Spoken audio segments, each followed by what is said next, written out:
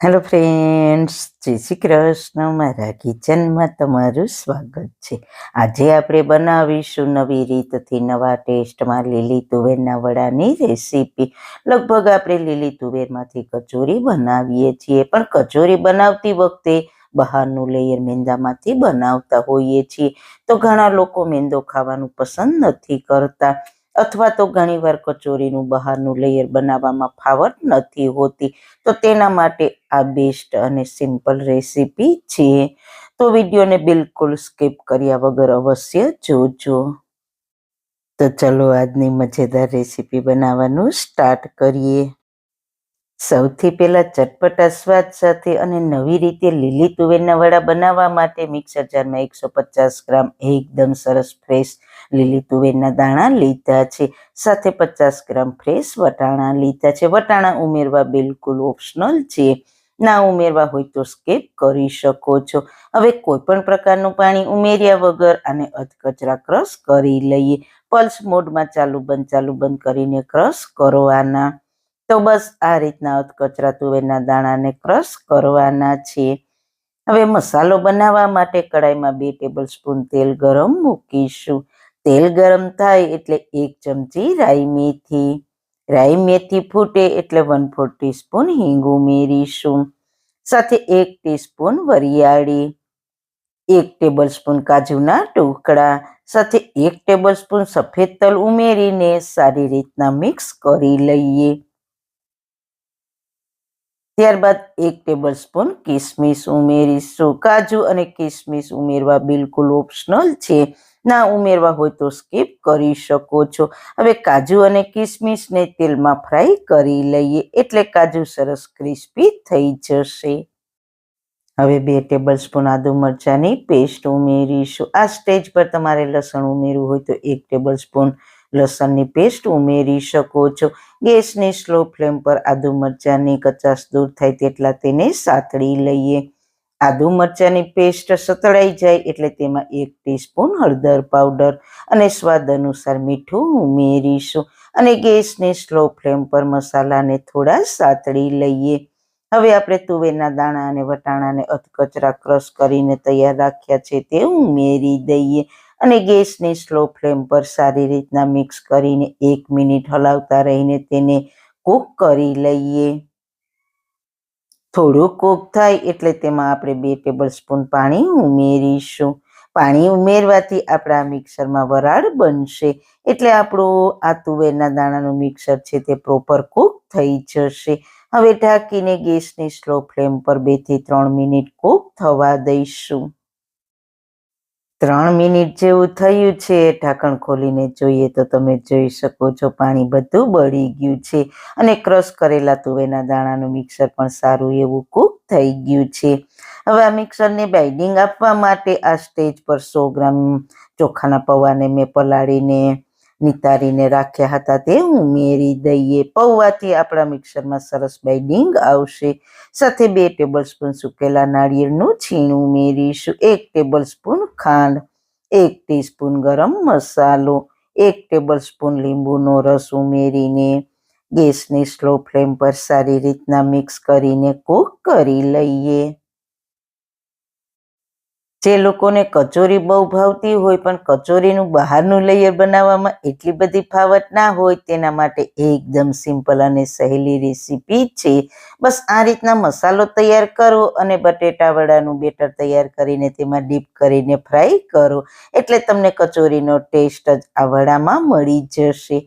તમે જોઈ શકો છો થોડી જ વારમાં બધું સારી રીતના મિક્સ થઈને આ રીતના મિક્સર તૈયાર થઈ ગયું છે. તો હવે ગેસની ફ્લેમ બંધ કરીને થોડા સમારેલા ધાણા ભાજી ઉમેરીને મિક્સ કરી દઈએ અને મિક્સરને ઠંડુ થવા દઈએ. મિક્સર ઠંડુ થાય છે ત્યાં ફટાફટ વડાનું બેટર બનાવી લઈએ. તો તેના માટે બાઉલમાં 1 કપ ચણાનો લોટ લઈશું.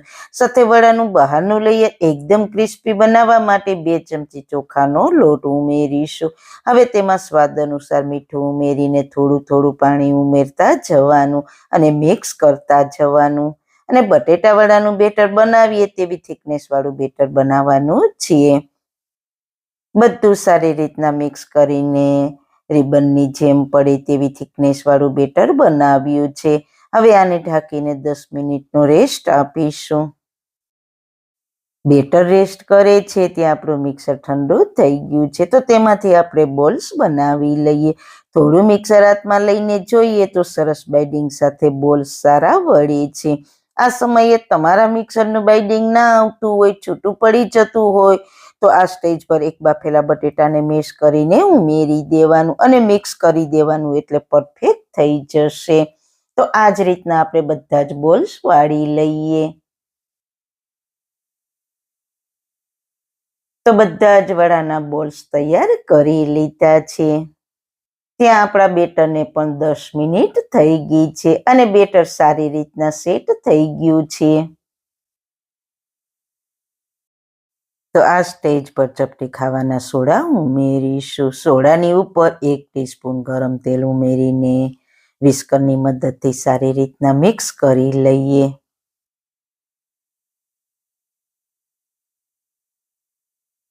બેટરને ચેક કરવા માટે 1 ચમચીને બેટરમાં ડીપ કરીને જુઓ તો બેટર ચમચીને સારી રીતના કોટ થાય છે. જો બેટર ચમચીને કોટ થશે તો જ બેટર વડાને કોટ થશે. હવે વડાને તળવા માટે મેં પહેલા તેલ ગરમ થવા માટે રાખી દીધું હતું. તેલ મીડિયમ ગરમ થાય એટલે મીડિયમ ગેસની ફ્લેમ પર બનાવેલા બોલ્સને બેટરથી સારી રીતના કોટ કરીને ગરમ તેલમાં તળવા માટે મૂકતા જઈશું. તો વડાને બેટરમાં ડીપ કરતા જઈશું અને ગરમ તેલમાં મૂકતા જઈશું. પછી ચારાની મદદથી ફેરવતા જઈને વડાને ફ્રાય કરી લઈએ. ગેસની ફ્લેમ મીડિયમ રાખીશું.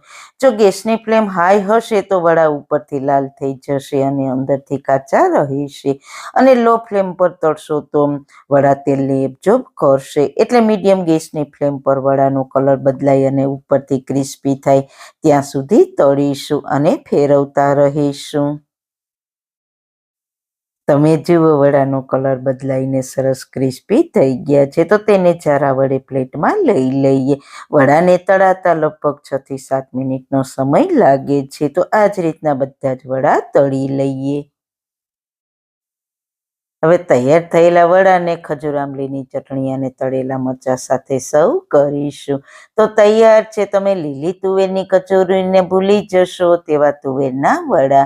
સ્વાદમાં સેમ કચોરી જેવા જ લાગે છે, કારણ કે આપણે મસાલો કચોરીનો જ બનાવ્યો છે. તો જરૂર એકવાર ટ્રાય કરજો.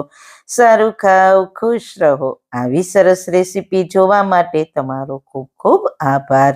મારી રેસીપીને લાઈક કરજો, શેર કરજો, મારી ચેનલને સબસ્ક્રાઈબ કરજો. ફરી મળીશું એક હેલ્ધી રેસીપી સાથે, નવી વાતો સાથે. ત્યાં સુધી બધાને મારા જય શ્રી કૃષ્ણ.